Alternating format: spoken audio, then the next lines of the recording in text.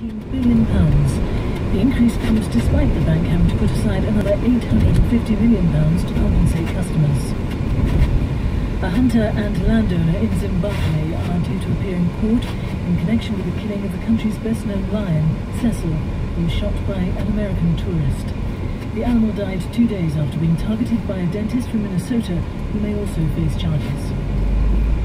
Disneyland Paris has been accused of charging British customers far more than French ones. The Financial Times says a European Union assessment found that UK visitors can pay an extra €500 more than French customers for premium packages. Disneyland Paris has insisted that the cost engine operating temperature has been reached. Markets, although special promotions can include discounts. BBC News. Test Match Special begins in 20 minutes on Radio 4 Longwave. So if you want to hear the whole of Woman's Hour now, make sure you're listening on FM or on digital radio. Here's Jenny Murray. Good morning. A £1.2 million lottery grant has been awarded to the Prison Reform Trust. How will it be used to help keep women out of jail? Testing drugs at festivals, protecting people from the most dangerous substances doing the rounds.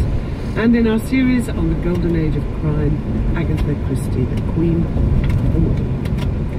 Now, as you may have read in the newspaper, some research carried out at the University of Warwick suggests that being born very prematurely can affect the personality once the child becomes an adult.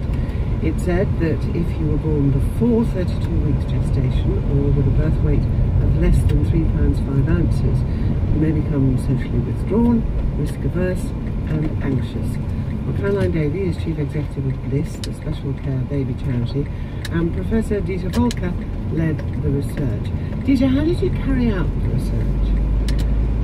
Good morning. What we did is we followed up a group of very preterm or very low births with children from birth until the age of 26 years of age. We saw them 8 times during that period. And we interviewed the very preterm children and a group, same size of 200, full-term born children. And what we found is that they were more introverted, they were more aloof, more rigid in their everyday routines. They found it difficult in holding and conducting a fluid, socially reciprocal conversation that's reported by themselves. They worried more often, they were less likely to seek out novel situations or take risks. Now, Caroline, what's been your response to the research and that of parents who must have been getting in contact with you since the research was published? That's right. I mean, obviously research is always useful to add to our body of knowledge about prematurity and its long-term impact, and reminds us why it's so important to get neonatal care right. But I think it's important to remember this research was conducted on babies that were born 30 years ago, obviously now adults, and we've had a really lively debate on our Facebook pages of parents telling us actually that their experience has been in many cases quite different. And we must remember that babies are different, they're all individual and develop in quite different ways, and there are many, many examples of babies who've gone on to do really well, develop completely normally, to be quite extroverted. We've had some great examples of some very lively children out there, and I think important to see that in the context that medical care has changed in that 30 years. Dieter, to what extent then is your research perhaps already out of date because things in neonatal care have improved so much since 30 years ago? Well, I think the proof of the pudding is in the eating. And we are actually involved in further studies, which are called the Epicure studies of children who were born 10 years later than our cohort or 20 years later. And we're following them up, for example, now 19 years of age. And we have already published on some of the data. What has happened is that with new intensive care methods, you've got more very small children or very premature children surviving. But we actually found, at least for cognitive and attention and for personality, we have to show this, we found similar patterns. But I think Caroline is it is very important to point out this is about group differences and not about individual children. There are a lot of individual preterm children who are not as introverted or neurotic, but there's a tendency, a significant one, that more of preterm children than full-term children will show this pattern. So what do we know about very premature birth and the effect it may have had on brain development? Well, we know quite a lot. We know that, for example, if you take a baby born 14 weeks early, it hasn't built up the cortex yet, the walnut pattern that you normally find on the brain. So being born immature means you have an immature organ, and it might alter the brain development, not only the structure but also the connectivity of the brain. But also being in intensive care can be very stressful. So it can reprogram something of how you deal with stress, which is the hypothalamic pituitary adrenal axis, is a long name, of how you deal with stress. And of course, it can also affect how the parents deal with the child.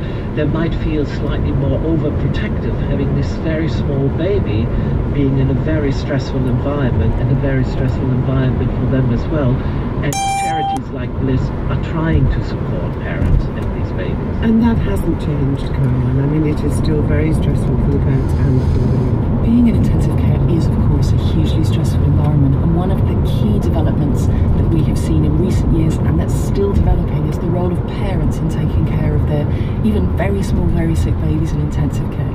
It's absolutely key that parents have high-quality skin-to-skin contact from as early as possible, and you hear mums and dads talking really vividly about the difference it makes to a baby that's all wired up, vital signs going all over the place, and they put on a parent's chest skin-to-skin, and all of those vital signs stabilise out, the stress is reduced very significantly, and what Bliss is doing is really working with both parents and health professionals to ensure that all parents have the opportunity to play a really hands-on role in their baby's care, because we know that's best for babies, but also for themselves.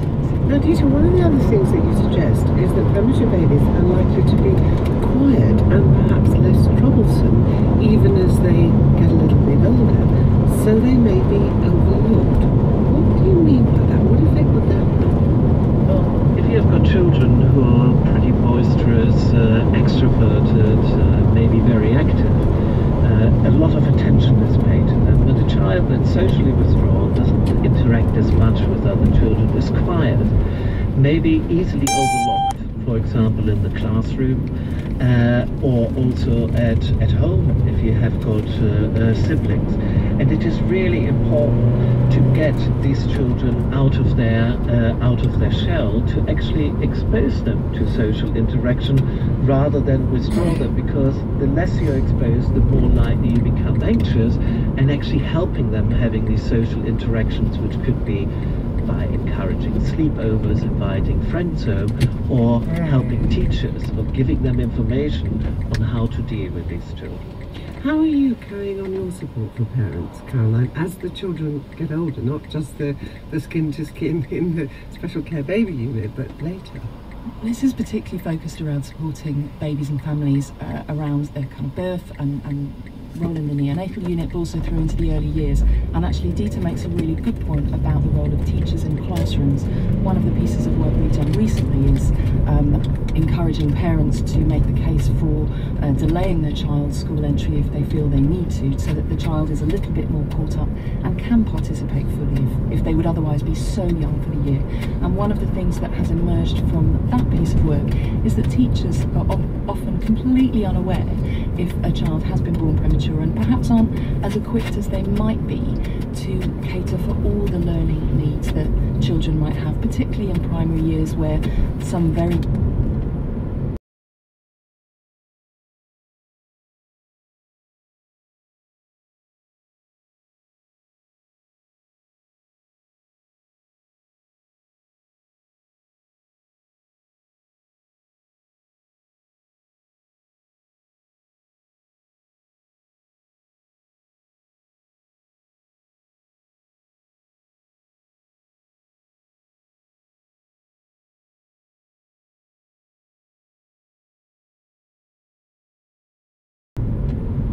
child, and ensure that they have all the experiences that